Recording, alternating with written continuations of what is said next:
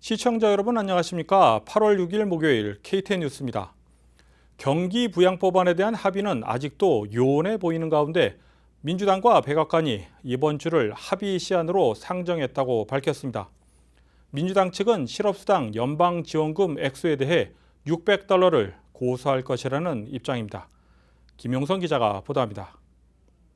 오늘인 6일 민주당 낸시 펠로시 하원 의장과 척 슈머 상원 원내대표는 기자회견에서 실업수당의 액수에 대해 $600라는 입장을 고수할 것이라고 밝혔습니다. Why dismantle a program that almost all economists say is working and put something new in its place that will take months to go into effect? That this is necessary. Today, the University of Chicago put out what the cost would be to our economy if we don't have that $600 in terms of purchasing power and the 펠로시 하원 의장은 결과적으로 합의에 이를 것이라고 생각하지만 얼마가 걸릴지에 대해서 불명확하다고 발언했습니다. 민주당 지도부는 또한 하나의 전체적인 법안이 필요하다는 입장을 유지하고 있습니다. 양당과 백악관이 경기 부양 법안에 대해 많은 영역에서 의견 차이를 보이고 있지만 실업수당에서 큰 의견 차이를 보이고 있습니다. 공화당 측은 $600의 실업수당 액수가 사람들의 일터붓기를 저해야 한다며 반대하는 입장을 나타냈던 바 있습니다.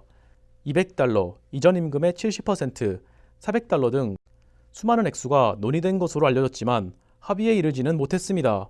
한편 민주당과 백악관이 합의하더라도 해당 법안에 대해 공화당 의원들이 합의하지 않을 가능성이 있습니다. 약 20명의 공화당 상원의원이 미국의 국가 부채를 언급하며 그 어떤 경기 부양 법안에도 동의하지 않을 것이라는 입장을 고수 중인 것으로 알려졌습니다.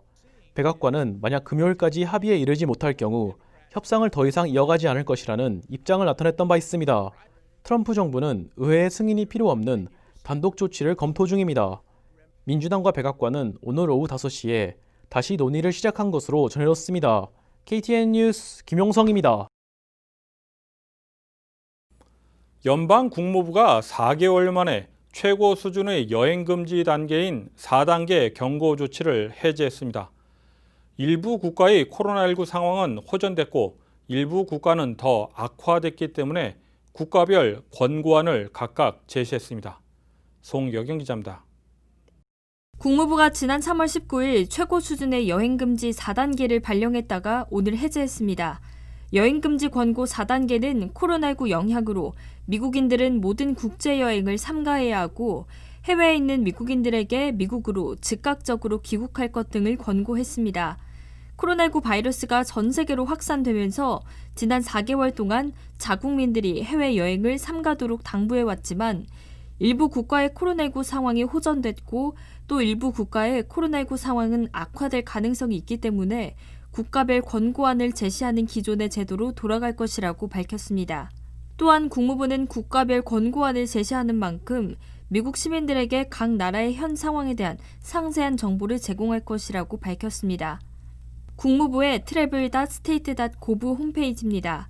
국가별 여행 금지 권고 단계를 나누어 주의해야 할 상황과 국가별 현재 코로나 바이러스 상황 등을 제공하고 있습니다. 또 국무부는 미국인들이 여행 중 긴급 알림을 받고 긴급 상황에서 쉽게 찾을 수 있도록 스마트 여행자 등록 프로그램 STEP를 등록할 것을 권고하고 있습니다. 국무부의 전 세계 여행 금지 4단계 권고는 해제됐지만 미국발 여행객들은 각국에서 여행 금지 또는 2주간의 자가격리 등 여행 제한에 직면해 있습니다. 일례로 한국의 경우 현재 미국 국무부의 여행 권고 수준은 3단계입니다. 미국에서 한국을 들어가는 데엔 공항 검역 이외엔 별다른 조치가 없지만 한국에선 해외 입국자에 대해 2주간 의무 격리 조치를 시행하고 있습니다. 격리 예외 조항이 있지만 대부분의 입국자의 경우 의무 격리를 시행하고 있습니다. 또 유럽연합 EU와 영국의 경우 현재까지 미국 관광객의 입국을 허용하지 않고 있으며 이웃 국가인 캐나다와 멕시코와는 필수적이지 않은 여행은 8월 말까지 제한되어 있습니다. 한편 국무부는 여전히 팬데믹 상황을 예측할 수 없기 때문에 해외여행 시 주의할 것을 계속해서 권고하고 있다고 밝혔습니다. KTN 뉴스 송여경입니다. 지난달 29일 애틀랜타 한인회가 귀네 카운티 정부로부터 코로나19 특별 재난 구제기금 $100,000를 지원받기로 했다는 소식 전해드린 바 있습니다. 한인회는 기자회견을 통해 승인 소식을 공식적으로 밝혔습니다. 애틀랜타 한인회가 귀네 카운티 정부로부터 코로나19 특별재난구제기금으로 10만 달러를 지원받기로 했다고 밝혔습니다. 한 달 전에 사실 저쪽에서 기내칸에서 컨포메이션 그 어마운트하고 남바를 받았습니다. 그때 남바가 그 금액이 정확하게 10만 불 받았습니다. 10만 불 받았고 이제 말로만 해갖고 이제 그 이메일로 간단하게 그것만 갖고는 되는 게 아니니까 정식으로 제가 공문서를 받았던 것이 그저께 3일 전에 정식으로 그쪽에 그 이제 어프로발 그 이제 저희가 액셉트 한다는 그 서류를 받았습니다. 이승준 사무총장은 이번에 받게 되는 기금은 사용처가 분명하다고 전하며 관련 내용에 대해 소개했습니다.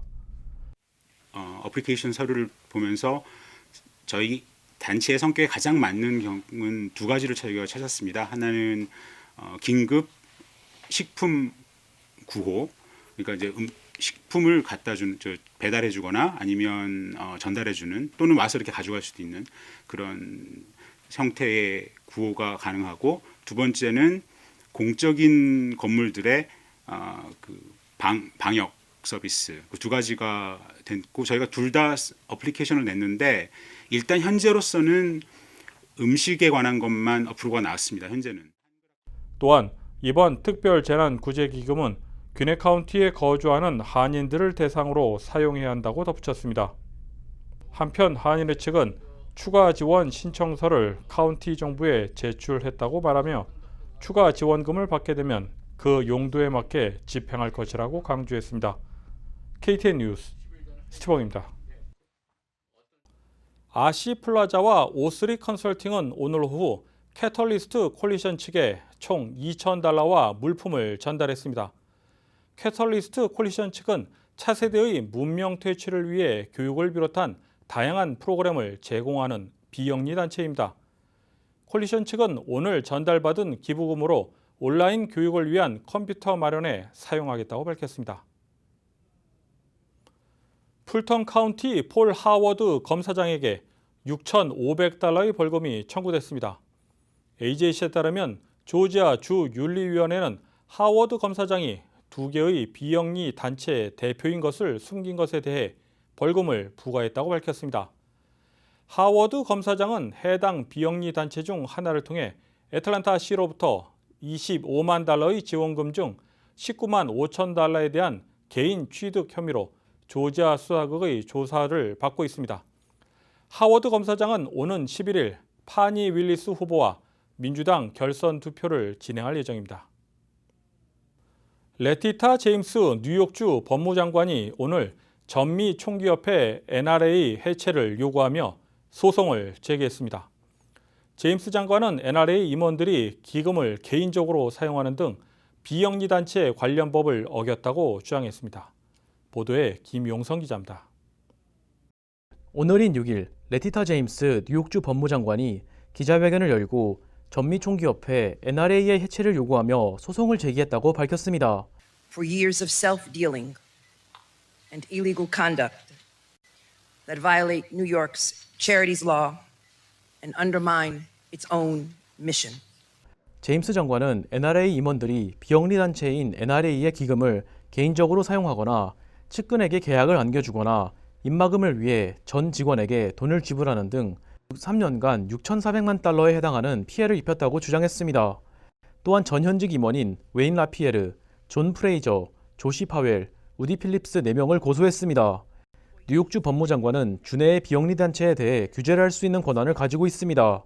뉴욕주 법무부는 이미 트럼프 재단을 해체시킨 바 있습니다. NRA 측은 오늘의 소송이 NRA와 헌법 2조에 대한 사전에 계획된 근거 없는 공격이라고 비판하며 소송에 강력하게 대응할 것이라고 밝혔습니다. NRA는 알바니 연방법원에서 뉴욕주 법무부를 상대로 소송을 제기했습니다. NRA는 트럼프 행정부의 대표적인 우군이자 총기 소지에 대한 지지단체로 미국 정치계에 막대한 영향력을 끼쳐왔습니다. 하지만 최근에는 내부 법적 다툼과 코로나19로 인해 재정적인 문제를 겪고 있는 것으로 알려졌습니다. 트럼프 대통령은 NRA에게 텍사스로 옮길 것을 권했습니다. NRA는 버지니아에 본부를 두고 있지만 뉴욕주에서 비영리 단체로 등록되어 있습니다. KTN 뉴스 김용성입니다. 트럼프 대통령은 일부 주의 경우 대선 첫 토론 이전에 우편 투표를 실시한다고 말하며 토론 일정을 앞당기고 싶다고 의사를 표현했습니다. 이에 대해 대선토론위원회는 해당 요청을 기각하고 9월 29일을 시작으로 각 90분씩 3회 토론을 실시하는 기존 계획을 유지할 것이라고 밝혔습니다. 하지만 만약 두 후보 모두가 동의하면 추가적인 대선 토론을 실시할 수 있다고 전했습니다. 미국 코로나19 누적 확진 환자가 500만 명을 넘어섰습니다. 또한 조지아주의 코로나19 누적 사망자가 4천 명을 넘어섰습니다. 오늘의 코로나19 집계를 송여경 기자가 정리했습니다. 오늘의 코로나19 집계입니다. 오늘 기준 미국 내 코로나19 누적 확진 환자는 501만 3,015명, 누적 사망자는 16만 2,298명입니다. 어제 하루 동안 신규 확진 환자는 55,148명 늘었고 신규 사망자는 1,319명 증가했습니다. 어제 주별 신규 확진 환자는 텍사스, 캘리포니아, 플로리다, 조지아 순으로 많았던 것으로 집계됐습니다. 신규 사망자는 플로리다주와 텍사스주에서 200명이 넘게 발생했고 뒤이어 캘리포니아, 애리조나, 조지아 순입니다. 조지아주의 코로나19 현황입니다. 주 보건당국의 6일 2시 50분 집계에 따르면 조지아주의 누적 확진 환자는 20만 4,895명, 누적 사망자는 4,026명으로 집계됐습니다.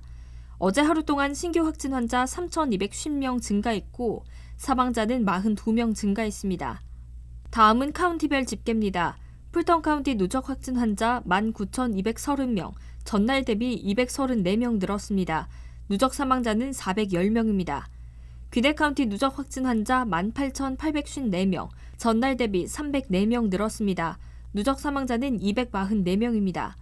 디케 카운티 누적 확진 환자 13,237명, 전날 대비 239명 늘었습니다. 누적 사망자는 234명입니다. KTN 뉴스 송여경입니다. 이상으로 8월 6일 KTN 뉴스를 모두 마칩니다. 시청해주신 여러분 고맙습니다.